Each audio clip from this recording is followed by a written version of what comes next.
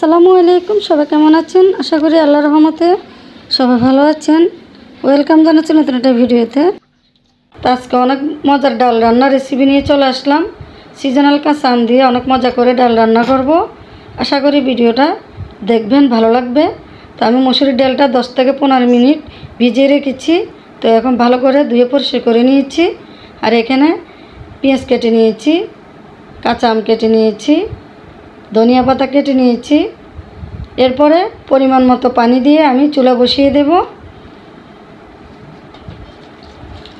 তো ডালটা যে যেমন পছন্দ করেন, পাতলা খেলে পানির পরিমাণটা একটু বেশি দিতে হবে, আর ঘন হলে তাহলে পানির পরিমাণটা একটু কম দিতে হবে। তো আমি যেহেতু পাতলাও না ঘনও না, মিডিয়াম ডাল রান্না করব, তো এই জন্য পানির পরিমাণটা একটু বেশি দিয়েছি।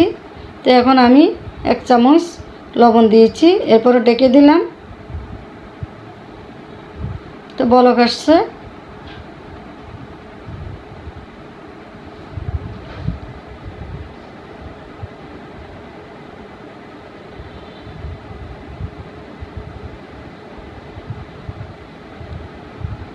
এখন কিছু রসুন বাটা আর কিছু আদা বাটা দিয়ে দিলাম। এটা অপশনাল, যার যার পছন্দ অনুযায়ী সে দিতে পারেন, আবার না দিলেও চলবে, সমস্যা নেই। তা আমি আধা চামচ হলুদের গুঁড়া দিয়ে দিলাম।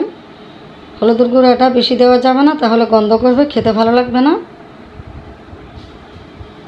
তো ডালটা আমার ফুটে গেছে,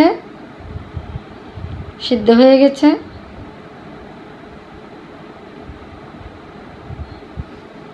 এরপরে একটা ঘুটনির সাহায্যে ডালটাকে আমি একটু ঘুটে নেব, ভালো করে ঘুটে মিশিয়ে নেব একদম।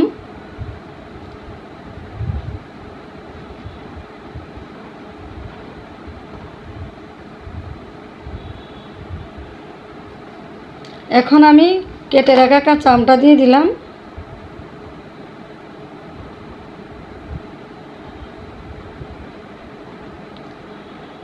তো আমি 1 থেকে 2 মিনিট আমটাকে জাল দেব, বেশি একটা জাল দেব না, কারণ আমটা বেশি সিদ্ধ হয়ে গেলে ডালটা খেতে ভালো লাগবে না, বেশি টক হয়ে যাবে। তো এখন 4টা কাঁচামরিচ দিয়ে দিলাম, কিছু পেঁয়াজ কুচি দিয়ে দিলাম, সামান্য কিছু পেঁয়াজ দিয়ে দিলাম।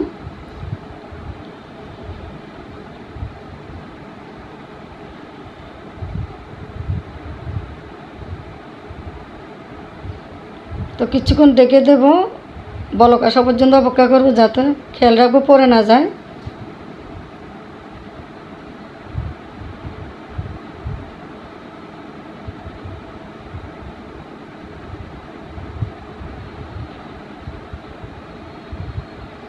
তো ডালটা প্রায় হয়ে গেছে। এখন আমি প্যান বসিয়ে দিলাম চুলায়, আর এখন তেল দিয়ে দিলাম, সয়াবিন তেল। তেলের পরিমাণটা একটু বেশি দিতে হবে। তো এখন 4টা শুকনা মরিচ দিয়ে দিলাম। তো এখন পেঁয়াজ কুচি দিয়ে দেব, এরপরে রসুন কুচি দিয়ে দেব, কারণ রসুনের পরিমাণটা পেঁয়াজের পরিমাণটা একটু বেশি দিতে হবে। তো আমি একদম ব্রাউন কালার করব পেঁয়াজটাকে। এখন রসুন কুচি দিয়ে দিলাম।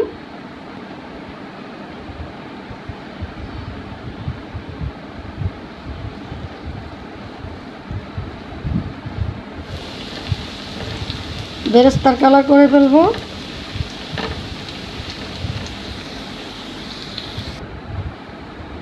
হয়ে গেছে, ব্রাউন কালার হয়ে গেছে। তো এখন আমি 1 চামচ পাঁচফোড়ন দিয়ে দিলাম, ভালো একটা ফ্লেভার আসবে। এখন বাগার দিয়ে দিলাম,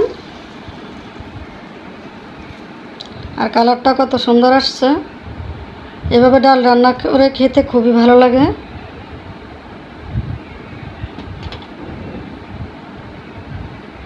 তো এখন আমি কিছু ধনিয়া পাতা কুচি দিয়ে দেব, ভালো একটা ফ্লেভার আসবে। এমনিতে আমি সব কিছুতে ধনিয়া পাতা পছন্দ করি। তো হয়ে গেল আমার কাঁচা আম দিয়ে মজার ডাল রান্না। তা আমার ভিডিওটা যদি ভালো লাগে অবশ্যই আমার চ্যানেলটি সাবস্ক্রাইব করবেন, আর ফেসবুক পেজটি অবশ্যই ফলো করে সাথে থাকবেন। বেশি বেশি সাপোর্ট করবেন আর শেয়ার করবেন। তা আমার ডাল রান্নাটা কেমন হয়েছে অবশ্যই কমেন্টে জানাবেন।